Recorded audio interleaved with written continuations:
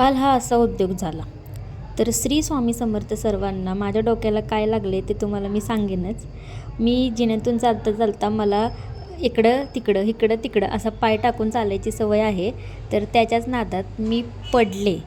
त्यामुळं माझ्या डोक्याला अशी जखम झालेली आहे, म्हणून दुखते आहे जरा मला.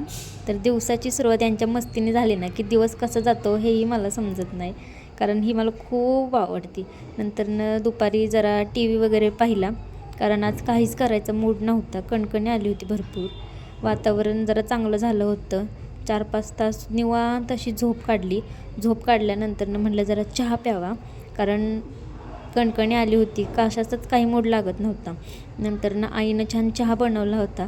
आईचा चहा पिला आणि इतकं छान वाटलं आईच्या हातचा चहा पिऊन. एकदम भारी वाटायला लागलं. आणि हे दुखत असल्यामुळं तर काहीच करायची इच्छा होत नव्हती. आणि आमच्या इकडं हा फेमस असा पाव आहे. तर तुमच्याकडे ह्याला काय म्हणतात नक्की सांगा.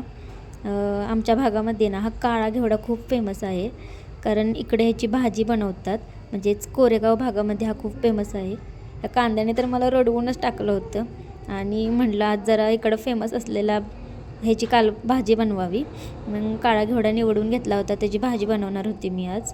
आणि हे काय दुखत असल्यामुळं काय बोलू काय मला कळतच नव्हतं, कारण माझा आज काय मूडच नव्हता. पण तरी पण म्हटलं काय नाही. मग मस्त भाजी बनवली, कोथिंबीरची वडी बनवली, भाकरी बनवली. आणि हे सगळं जेवण मी बनवलेलं आहे. आणि बिग बॉस बघितल्याशिवाय तर काय आपला दिवस जातच नाही. त्यामुळे बिग बॉस बघत बघत जेवण केल्यानंतर गोळ्या खाल्ल्या आणि आता झोपणार आहे मी. तर आजचा दिवस कसा वाटला नक्की कमेंट करून सांगा. सर्वांना श्री स्वामी समर्थ.